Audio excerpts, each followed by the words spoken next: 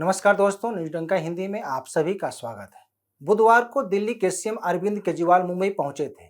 इससे पहले मंगलवार को दिल्ली के मुख्यमंत्री केजरीवाल ने बंगाल की सीएम ममता बनर्जी से भी मिले थे।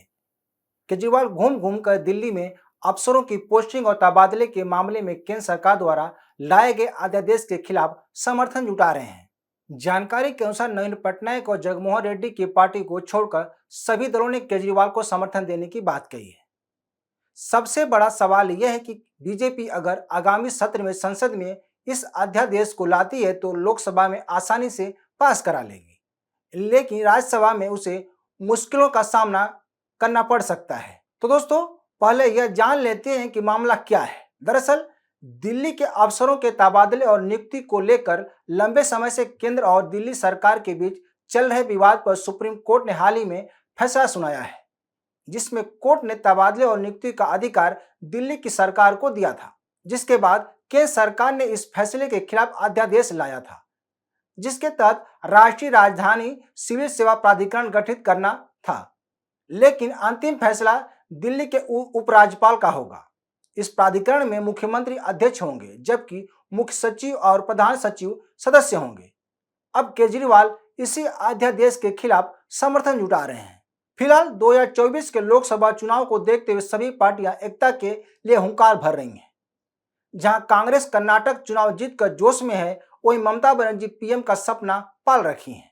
हालांकि कर्नाटक की जीत से पहले ममता बनर्जी अकेले दम पर लोकसभा चुनाव लड़ने की घोषणा की थी, लेकिन फिलहाल उनका रवैया बदला हुआ है।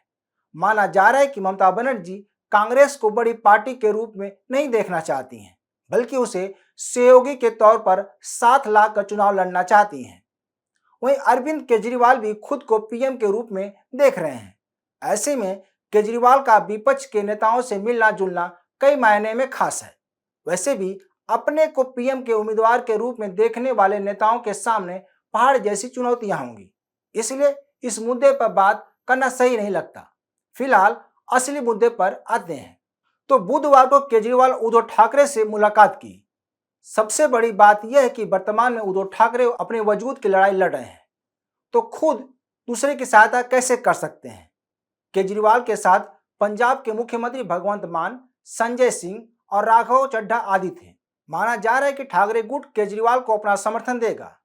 मोटी बात करें तो मोदी के विरोधी सभी दल दिल्ली सरकार के खिलाफ लाए गए अध्यादेश को गिराने में साथ दे सकते हैं, लेकिन नवीन पटनायक और जगनमोहन रेड्डी के बारे में कहा जा रहा है कि ये दल केजरीवाल के साथ नहीं जाना चाहेंगे, क्योंकि दोनों दल मोदी समर्थक माने जाते हैं।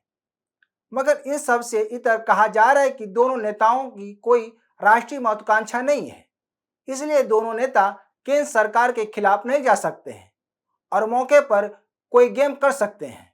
ऐसे में यह जानना जरूरी है कि बीजेपी और विपक्ष के पास कितनी संख्या बल है, जिससे यह अध्यादेश गिर जाएगा या कानून बन जाएगा।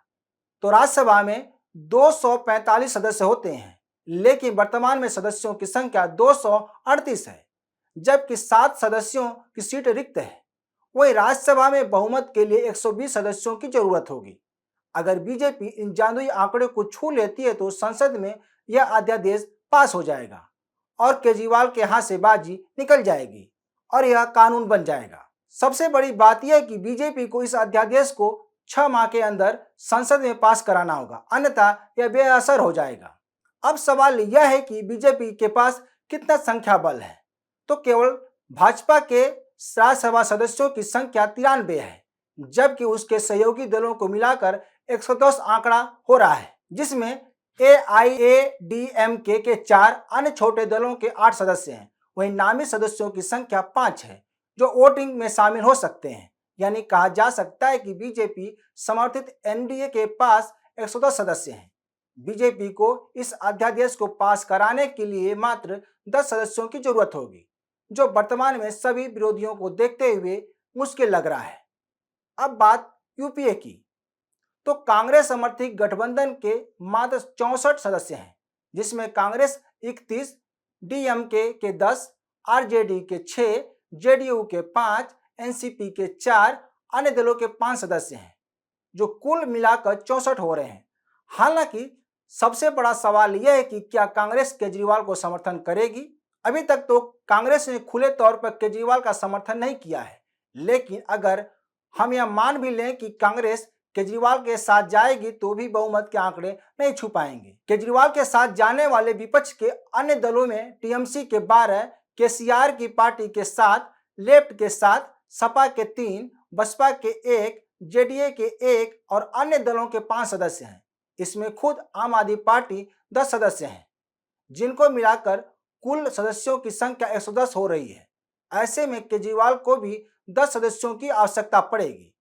नवीन पटनायक और जगनमोहन रेड्डी की भूमिका महत्वपूर्ण हो जाती है, क्योंकि नवीन पटनायक की पार्टी के सदस्यों की संख्या 9 है, जबकि रेड्डी की पार्टी के भी सदस्यों की संख्या 9 है। तो कहा जा सकता है कि ये दोनों नेता जिस ओर झुकेंगे उस ओर सदस्यों की कुल संख्या 128 हो जाएगी। ऐसे में देखना होगा कि क्या ये दोनों नेता केजरीवाल के साथ या बीजेपी के साथ जाते हैं। अगर इन नेताओं के सदस्य राज्यसभा से वॉकआउट कर देंगे तो भी बीजेपी को इसका लाभ मिलेगा। तो दोस्तों, आप इस बारे में क्या सोचते हैं, हमें जरूर बताएं। हमारे वीडियो को शेयर, लाइक और कमेंट जरूर करें। हमारे यूट्यूब चैनल को सब्सक्राइब करें। धन्यवाद।